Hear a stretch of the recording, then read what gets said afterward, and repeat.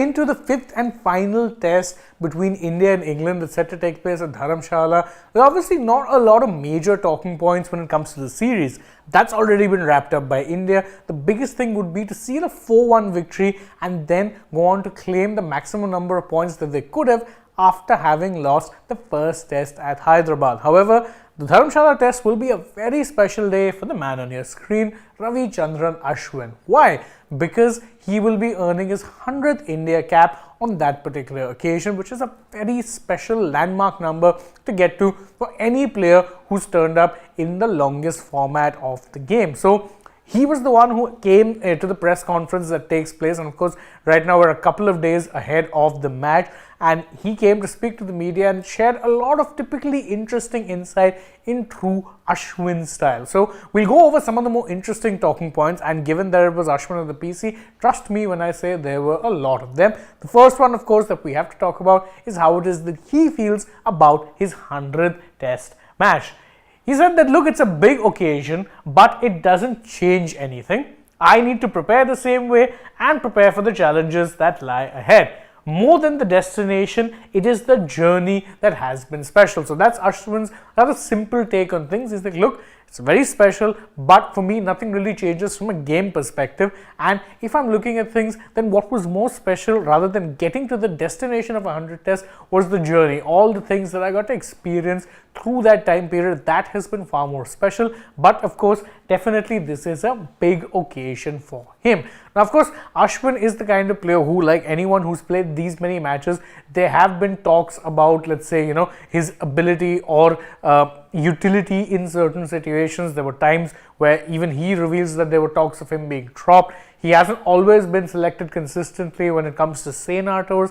So dealing with those kind of setbacks and of course finding some sort of a turning point to turn things around to revitalize your career is something that a lot of players would have had to do. What was Ashwin's major turning point? It was a question that was posited to him, and he had a rather interesting reply.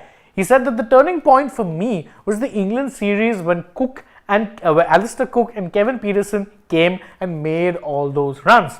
There was a lot of noise of me being left out after that. Now, this is a very short answer, or I've rather summarized it in a pretty short way, but he also goes on to talk about in some detail how it is that he felt about this, because obviously England coming to India, then winning like that, and of course getting all those runs which the likes of Peterson and Cook did, saying that was something that it was a turning point for me, because after that there was talks about dropping me for the series against Australia, and there was plenty of external noise that was made as well. He's saying that I read a lot of the articles and things that were written about me at that time and actually learned a lot from it.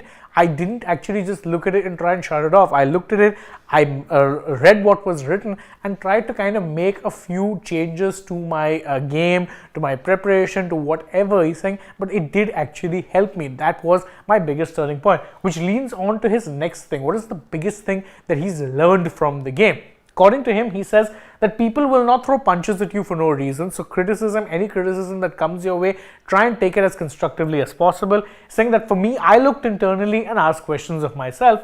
Learning is the best thing this game has taught me. Take that quote and put it up on a frame, hang it on the wall. Learning is the biggest thing that this game has taught me. A very, very interesting thing really. And Ashwin, of course, is one of the game's better learners, deep thinkers, overthinkers, whatever term you want to use, they're probably all correct. And as he said, saying the best thing I learned from this game is how to learn. That is the biggest learning that he's gotten from the sport of cricket. And how is it that, keep learning, keep trying new things? And he said a lot of that came from actually focusing on what was said to me from outside people. He's saying, because if you ask me, what is it that I learned? For me, I might not always be able to tell you because I was in the thick of the moment. Saying sometimes getting a third person perspective in that regard, very, very important. And it was refreshing to hear that really from him, which of course then led to another point of view or another question that was posited about some of his better spells, or what he ranks as some of his better spells. He gave some interesting answers, because he said that, Birmingham 2018, saying in my opinion was one of my finest spells, the test match against England. He's saying, unfortunate that we didn't go on to win that test match, but I felt that personally speaking, I bowled very well. saying also day one of the Centurion Test match against South Africa in 2018-19, saying also ranks high up there. Now it's very interesting he points out both of these because in neither of these games did India go on to have a good result, which is why he also in his answer, it was a pretty long answer, adds the caveat saying that more often than not your best spells are determined by the result. So I'm picking ones which are a little different. He's saying I'm looking at ones where the result may not have gone in our favor, but where I think that I did fairly well as a bowler. And he's picked out two rather interesting test matches, both in the year 2018, both which India ended up losing in pretty comprehensive fashion, you can say. But those, according to him, were his best spells. And going on to the last answer, or one thing that was positive to him, was what exactly was it being a player who, in many ways rose to national prominence thanks to white ball cricket. Now, of course, many people will say that Ashwin was very much a star that was first created by the IPL, but that ignores a rather, let's say, different reality in the sense that Ashwin was someone who had already been in the first class grind before the IPL came about. Nevertheless, in his own words, it did help him a lot. So, when answering to the question, he first makes it rather clear saying that, listen, I played first class cricket before I played T20s, so I wasn't a white ball player first, rather it was the other way around. I started out playing red ball, then and only then started playing white ball and T20s on a regular basis. In fact, Ashwin was part of the Chennai or the Tamil Nadu team that ended up winning the first ever edition of the Syed Mushtaq Ali Trophy in 2008. He's saying that the only reason I got an IPL contract was because I ended up getting a fifer in one of those matches.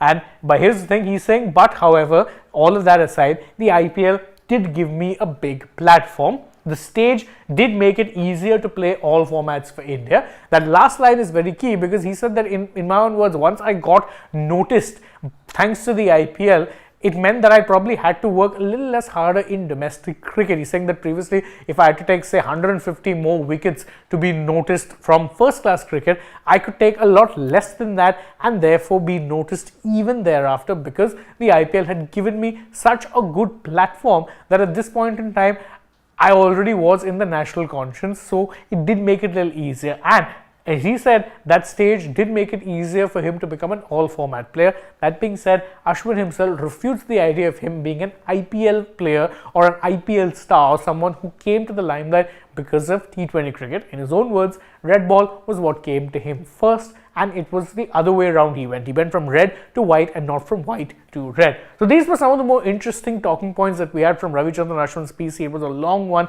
He gave some pretty insightful answers. What, according to you, though, is your favorite soundbite? What do you make of what it is that Ashwin said? And do you think that he could potentially mark his 100 tests by doing something really special? You can let us know all of that in the comments below. And don't forget to like this video, share it with your friends, subscribe to the channel, tap that bell icon as well. Follow us also on social media. We're on Instagram, Twitter and Facebook. Don't forget to download the AajTak app, and if you're already on the channel, go ahead, check out some other videos we've done as well. For now, from my side though, it's goodbye.